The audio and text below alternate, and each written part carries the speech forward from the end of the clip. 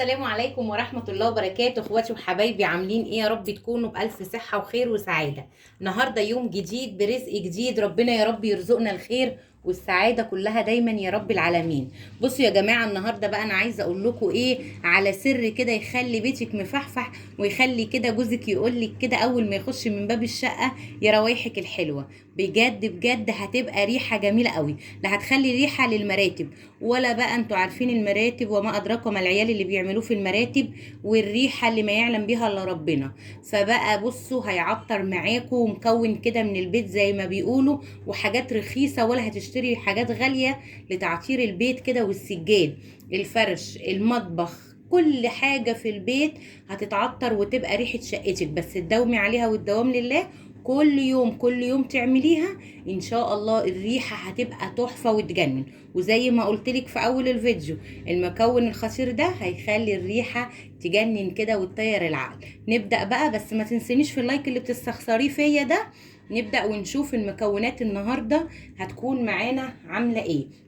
اول حاجة انا معايا كوباية هنا كده، كوباية ستانلس كده، وانتوا عارفين الدوني اللي انا جبته السايب، هناخد كوباية كاملة كده من الدوني. ما عنديش دوني سايب هنجيب مثلا الكيس الدوني ده، الكيس.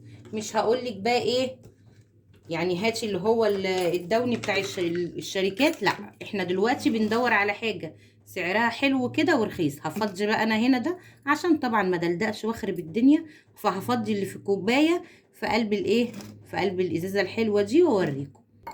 تاني حاجة انا معايا الديتول برضو. بصوا الازايز بقى اللي عندي بفضي فيها ازاي الحاجات السايبة اللي انا بجيبها.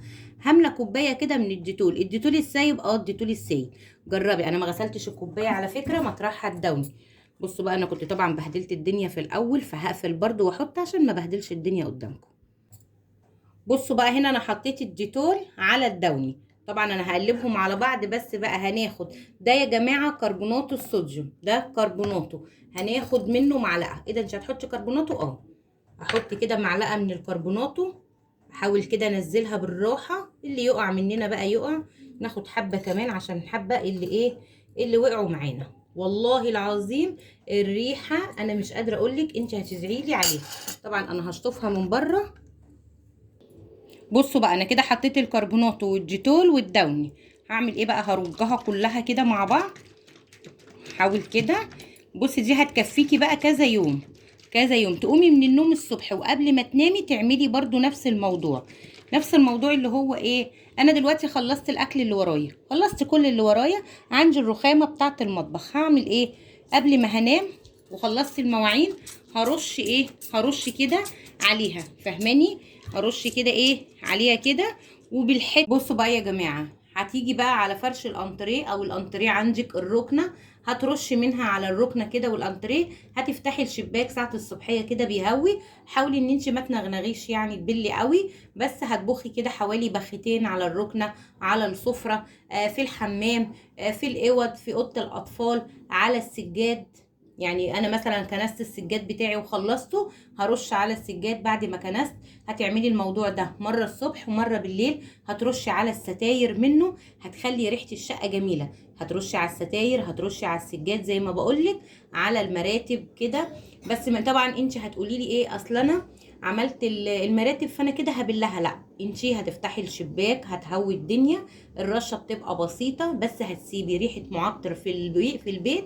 بجد هتبقى جميله جدا. عملتيه معطر منزلي بسعر بسيط، بسعر رخيص، حاجه كده جميله بجد من البيت، حلوه جدا. انا عايزه اقولك احنا حطينا كوبايه من الدوني. انا كنت جايبه الدوني السايب ده ب3 فاكره او ب4، يعني انا كنت جايباه حوالي ب3 او ب4 جنيه مش فاكره. ونفس الموضوع الجيتول، فخدت منه كوبايه وكوبايه، وحطيت معلقه من الكربوناتو، ورجيتهم على بعض. وعايزه اقولك لو انت بتتخنقي من الروايح، بتتخنقي من المعطرات، ده منظف جميل وريحته جميله ومعطر ومعقم. استخدميه ان شاء الله ويخلي بيتك ريحته جميله جدا. هتدعيلي عليه. بس اهم حاجه استخدميه صبح وليل، يعني في اليوم حوالي مرتين. هتبصي تلاقي ريحه شقتك بقت جميله جدا وهتسيب اثر. وكل اللي هيدخل عندك هيقولك ايه سر ريحه جمال شقتك. يا رب اكون فدتك ولو بمعلومه. اللي ما اشتركش في القناه يشترك ويفعل الجرس عشان يوصله كل مفيد وكل جديد انا بعمله. والله انا بحاول اجتهد جدا جدا جدا علشان اجيب لكم كل حاجه مفيده وكل حاجه بسعر كويس وبسعر رخيص، ونقدر ان احنا نعملها في البيت مع بعض. يا ريت كده تنوروني باللايك الجميل وكومنت جميل منكم اللي يجرب حاجه. اترككم في رعايه الله وامنه، والسلام عليكم ورحمه الله وبركاته.